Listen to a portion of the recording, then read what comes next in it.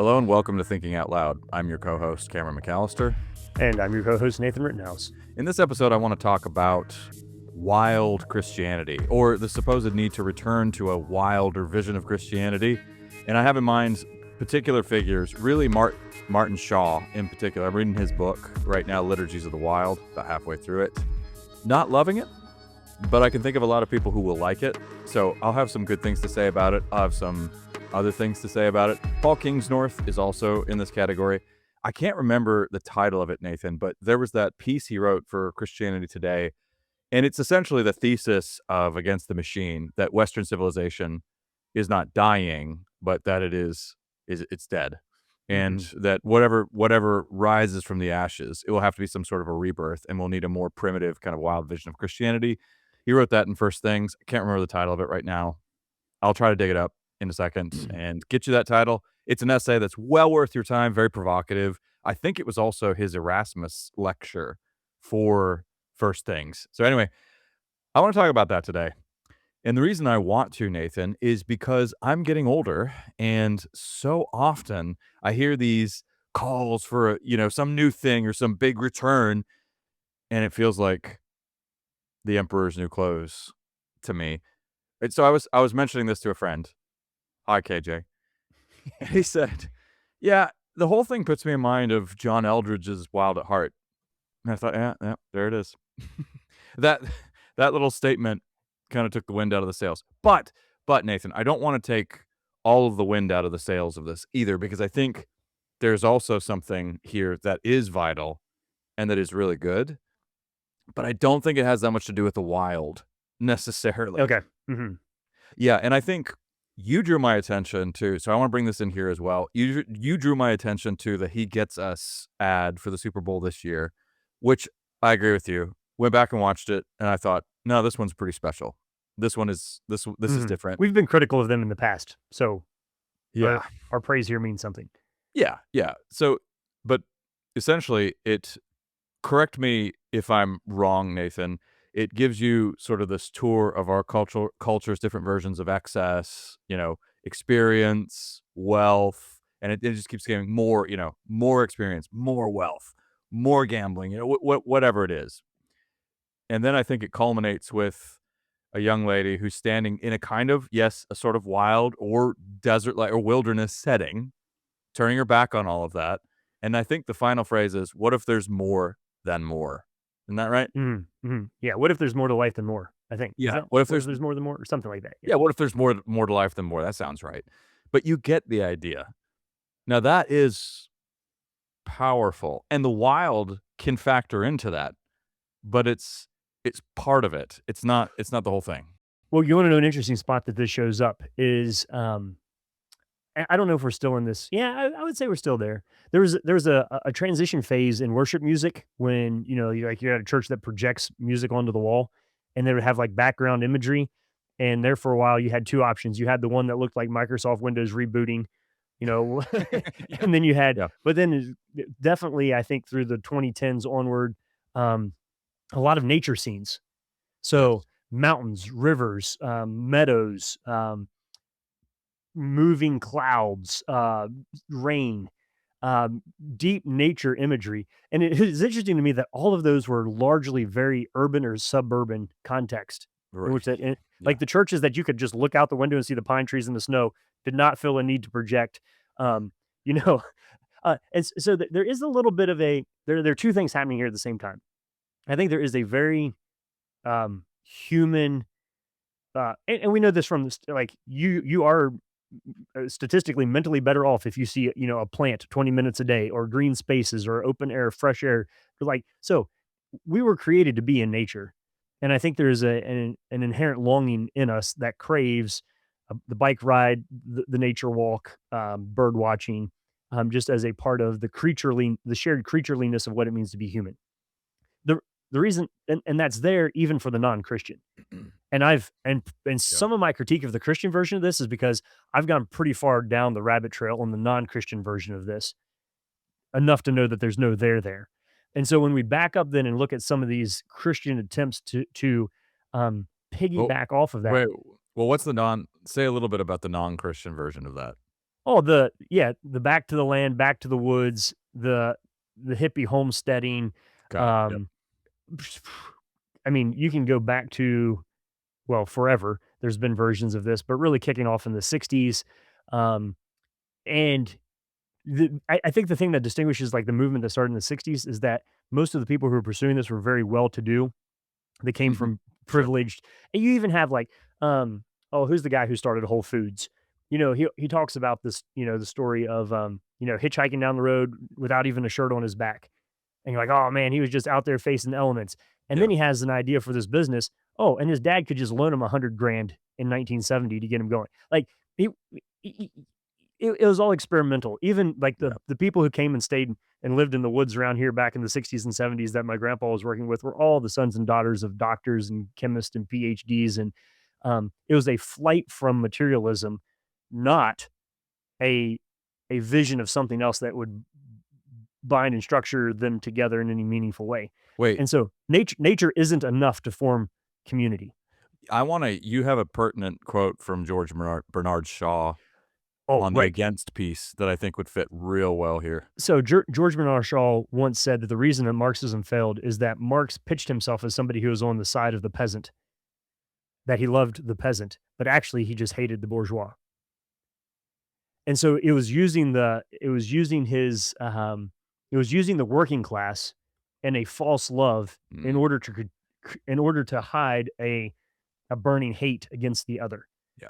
And so there is a sense here, and this is why like we got to walk carefully here because I think some of the Christian vision and mythology that surrounds nature and wild things is born out of a legitimate good that God created us to be a creature in His creation, and a lot of it is born out of anti-materialistic, anti-capitalist, anti um, host of things that's framed within a love of something else, and ultimately you'll know them by their fruit.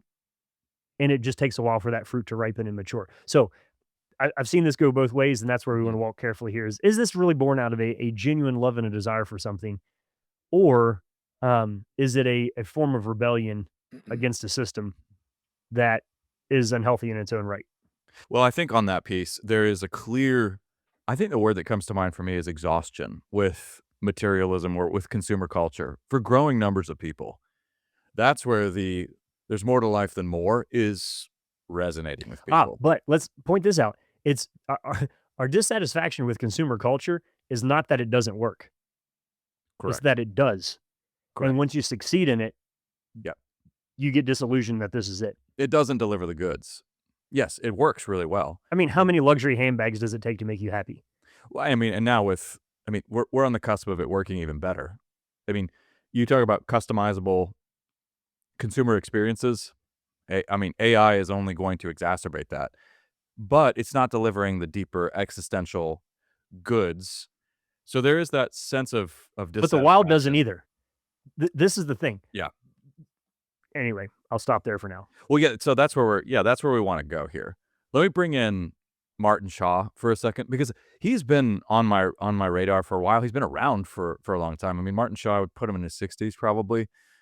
So he and as you might have guessed, Nathan, kind of hippie background, dabbled in paganism and the rock and roll lifestyle as well. He was in a band, a very serious band, and so when you read his books, you'll get ample Doors references and and things like that. But he works deeply with myth. So part of what I like about Liturgies of the Wild, his latest book, is he says basically the stories that we're telling ourselves right now are empty and hollow. I mean, we have stories, and they're real familiar. I'll repeat some of them. I mean, some of them you could almost use an ad campaign. You're worth it. I mean, that's one of the stories that we tell ourselves right now, over and over again. But you could also use enlightenment speak, like we're rational people in control of our destiny. That one as well. You make your own story. That's a big one today. I think another huge one is it's the journey, not the destination. Of course, it's not the destination. We can't agree on any destination, and also a destination is inherently limiting. It puts some sort of parameters on whatever it is you want, and we want unfettered desire. Well, all of those stories, they are stories, and they fuel a lot of our cultural yearnings and output, but they're not very good stories because they're hollow. And they're also not very good stories because they fail to make sense of our experience. So Okay, let me we're on board here, right? right. So let me give a specific example, and then show some of what Martin Shaw is doing, and some of what I think he could do a little bit better. But first, okay, so let's say you're approaching let's say you're a geriatric millennial, or if you're getting a little older, and you have tasted some of life's normal disillusionment. Some things have gone wrong in your life. You've lost people, things have fallen apart, you've experienced real pain and real damage in your life. So when you're in that kind of a place, when you're in the woods, I always think of Dante's opening lines in the Divine Comedy where he says, "Midway through life's journey, I found myself in a dark wood." I mean, there are very few who enter life in their 40s or 50s who do not find that to be deeply relatable on some level. So when you're there, you're worth it is not really going to carry you very far. You're a rational person in charge of your destiny. Well, that's going to make you just feel crushing guilt and feel horrible because how did you get here? Everything is so out of control right now. And so here, Martin Shaw is going to say myth, as in the great myths of the Greeks and other ancient civilizations, help us because they do two things really well. On the one hand, they're really broad. You don't need a novel for the myth. You can say it in a few sentences. But so they're really broad, but they're also deep enough and detailed enough to be able to map onto your experience, and not only map onto it, but help you to make sense of what is happening to you and make you feel less alone, a real sense of solidarity. Now, that is exquisitely valuable. And that is, Martin Shaw uses, I think, the phrase a technology of the self, which might be a Hmm. bit cumbersome, but that's right. It is. It's a technology of the self in the sense that this is what is helping you as a self to navigate a complex world. Now, Martin Shaw also leads wilderness tours. He does long nature fasts. He spent lots of time in the woods. If you know Paul Kingsnorth, similar. He's about a decade younger, I think, but he kind of has done similar things. All right. So this is helpful up to a point, but you said, yeah, but the wilderness it ain't it. So expand on that a little bit, Nathan. Yeah. So basically, if you look at um, all the people who have from, I guess we could go all the way back to Thoreau, but and onward, all the little communes and groups that set off into the woods. And so I'm speaking some from literature, from like actually reading reading the memoirs of the children of the hippies is pretty Ooh, fascinating. yeah. Of because you have some of these I will name names here, but like people who are very well known, like founders and pioneers of the modern homesteading. And anyway, and then like, okay, and here's what else is going on in their personal lives. It all worked. They took off into the woods. We're going to, cut down the trees and build a cabin and grow organic vegetables. And now a lot of them realize there's a lot of work and left.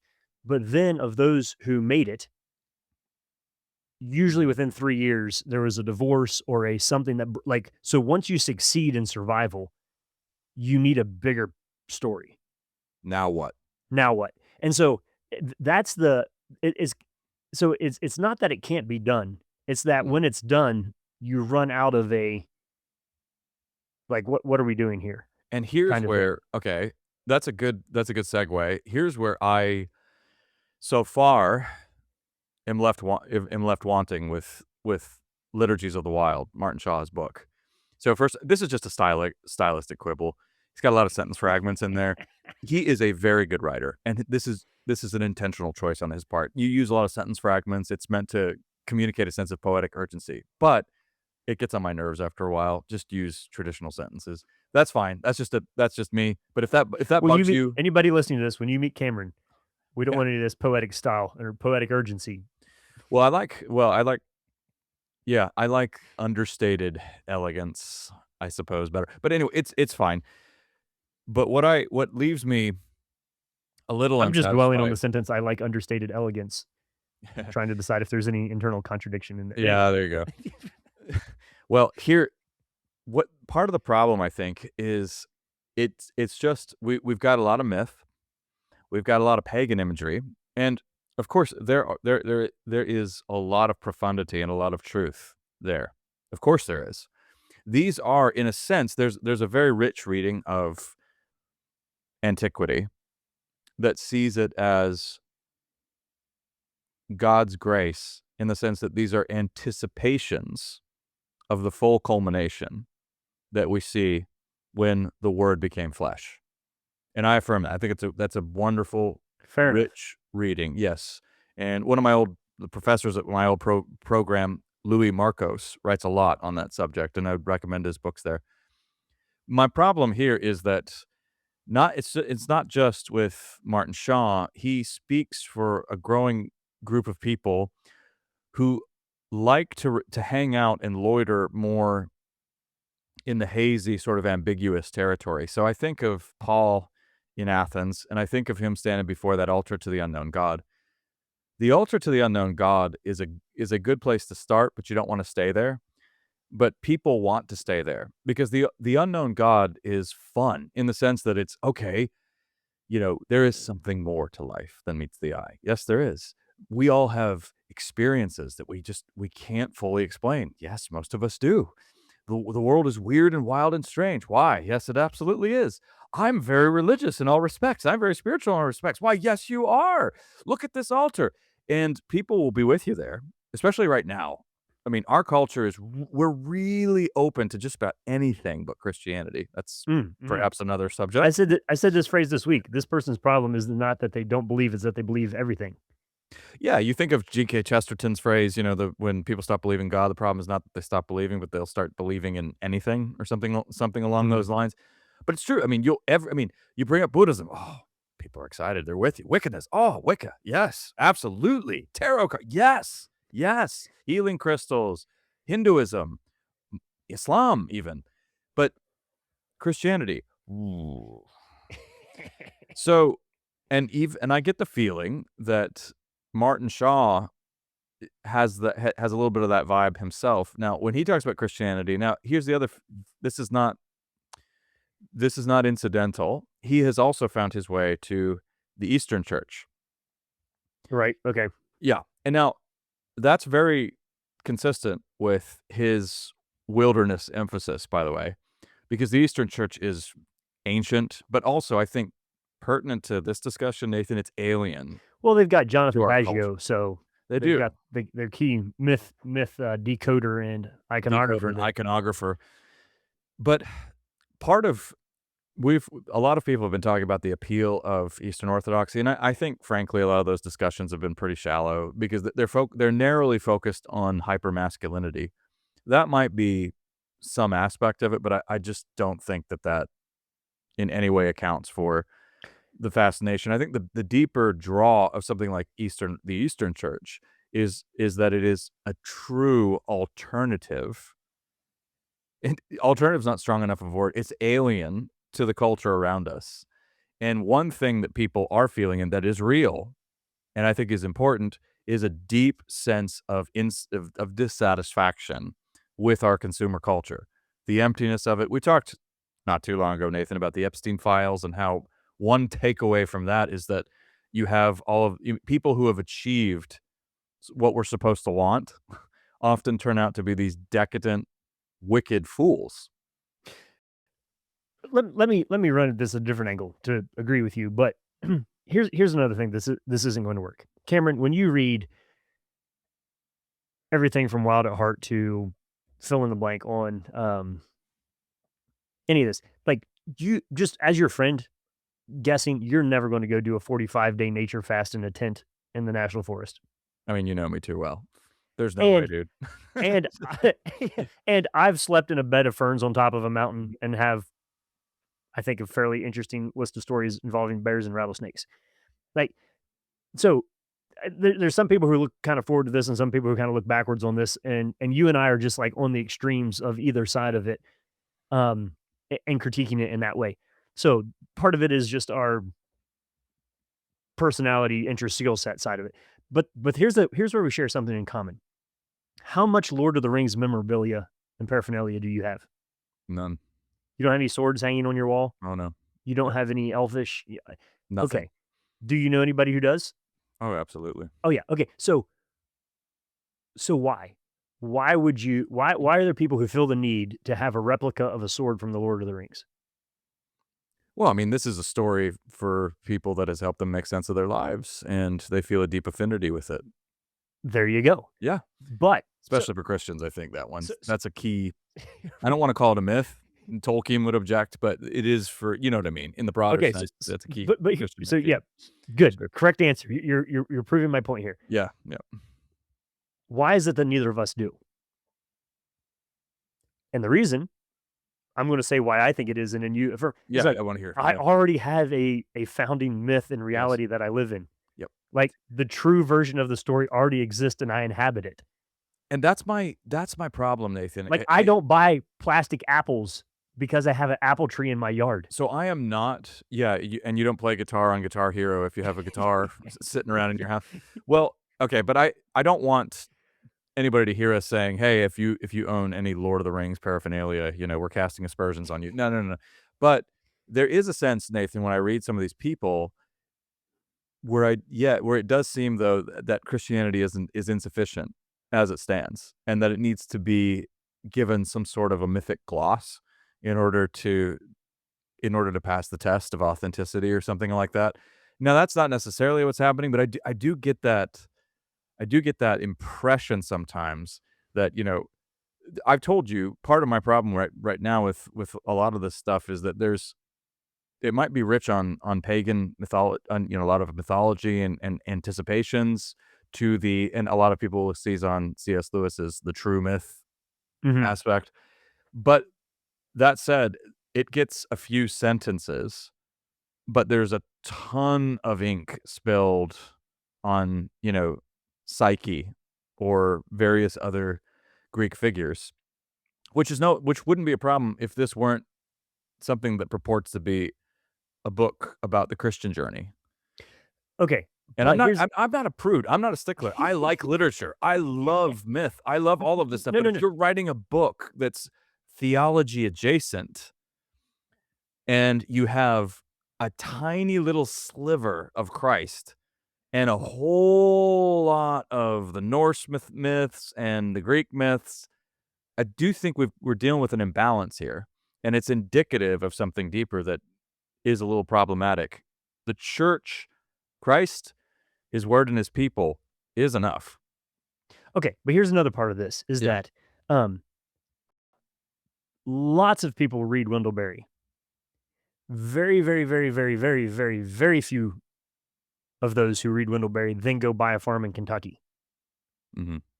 So there's some of these elements that you're like, okay, and you read the reviews and it's about sacredness and nature and personal narrative and nutritional myths and the whole um Nathan, you have a very romantic view of all this, don't you? but it, it's it, I do have a romantic view, but not of this. Mm. So it seems like a good start to get the wheels spinning, but it doesn't go far enough. Yeah, Does yeah. this actually cast a vision that you can participate in? That's the question. And so, And on a continuing oh, basis. like, right. You just keep going. You press forward, and even when on a day where it doesn't feel thrilling or wild or scary or exciting. I mean, Yeah, I mean, what if many you days can't go like do that. a 100-day in the forest and, because you have a job? Like, The other side of this, Nathan, that we should mention is just, the privilege that attaches to a lot of this. No, but yeah, people who can afford to do long wilderness tours or do extensive digital so fasts and all of this. Yeah. so it tugs at our heart, it tugs at our psyche. There is a spiritual call to it, I believe. But one of the key elements of Christianity is that it is intended to be livable. Mhm. Like when Jesus said, "Come follow me," it wasn't theoretical. It was an actual put down your fishing net and let's roll. So there's a sense here that I do want people to have a deep theologically rooted sense of ecology Mhm. and appreciation for creation. Hmm. and nature.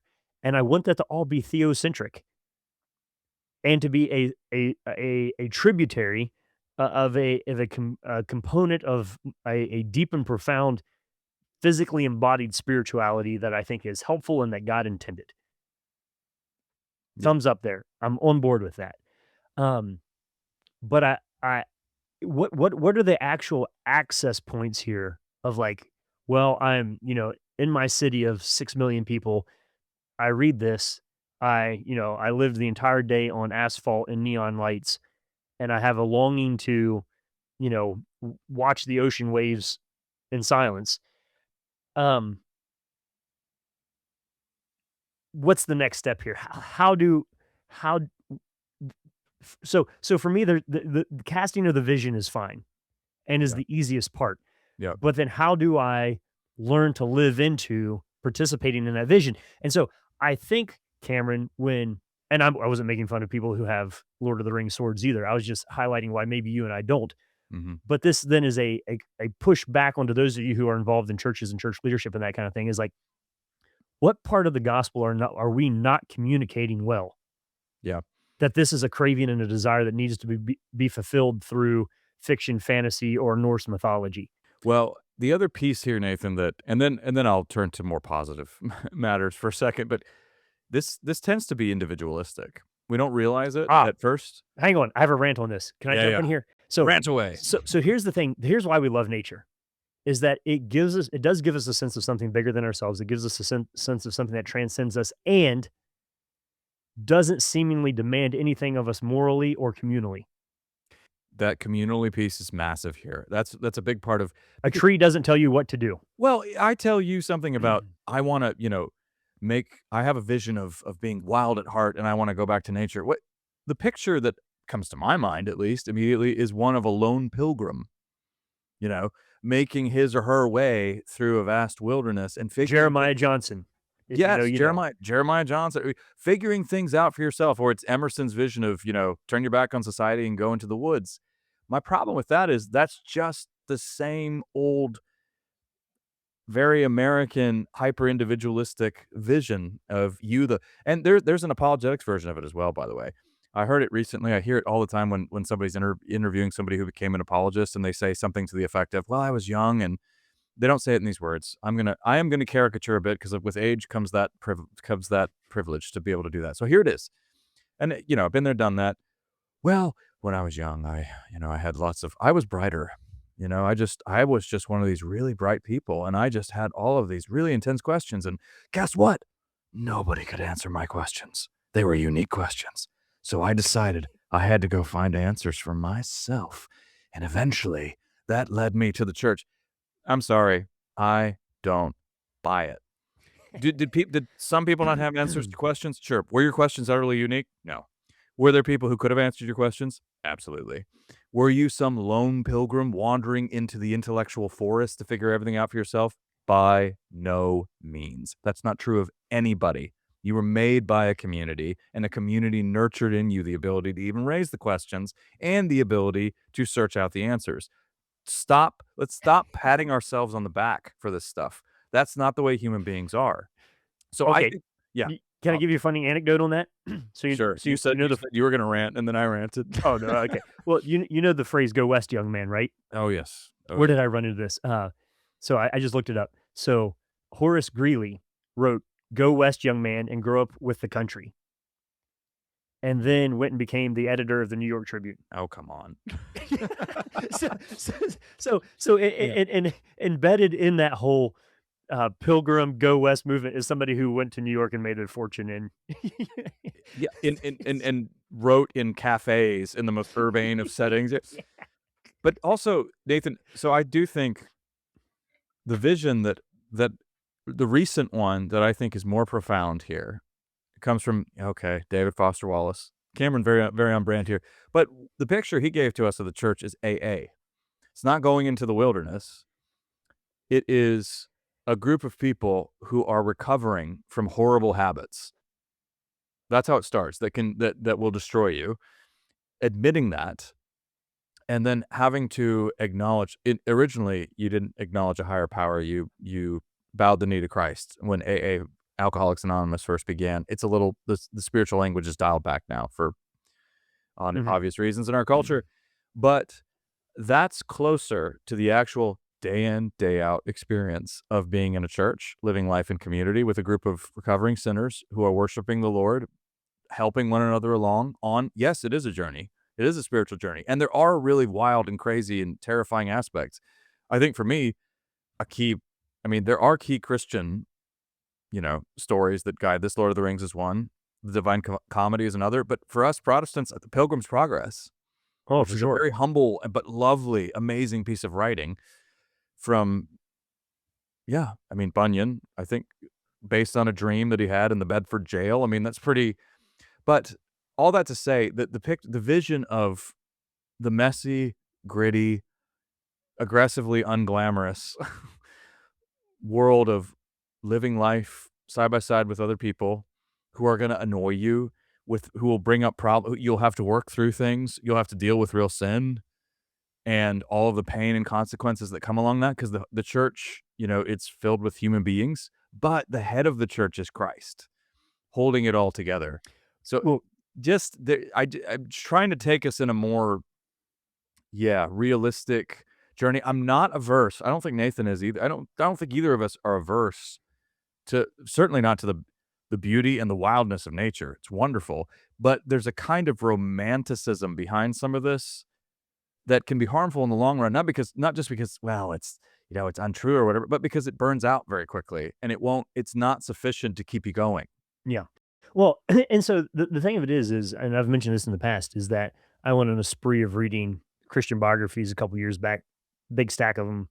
I don't know, and like through the first 20 of them, I recognized a theme that all of them. So you take your even your Calvins and Edwards and Augustines and um, Newtons and Finney and Wesley and the whole Whitfield, the whole crowd, all of them to a T did spend significant time walking in the woods, walking in the meadows, early morning in the fog along the river, contemplative, prayerful, or wandering in nature, reflective, found peace. We see that in Jesus going off to pray. So I'm I'm not we're not talking about that.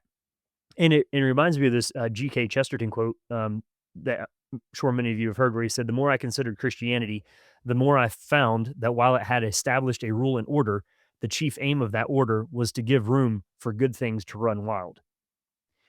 There's a difference in what he is saying there, because he's saying that there was room for the good things to run wild, not in the wild we find the good things. Hmm. Hmm. And that's different. So he's saying that there is an established rule and order within Christianity that allows for the flourishing of the good in wild places, not that we go to the wild places to find the good. And so the difference there might sound subtle, but I think as people who want to be committed to the vision that Christ has given us, where are we from? Where are we going? How do we fit in? How do we behave? What does this all mean?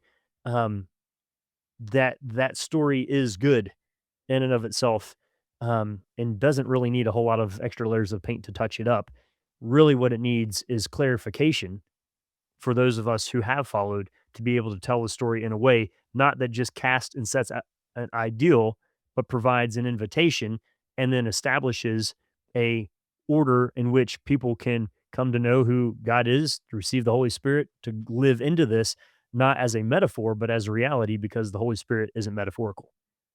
And so I think in that we find uh, it gets back closer to Lewis's true myth kind of idea here of one day waking up and recognizing, wait a second, this is really real. And this is how I've decided to order and pattern my life.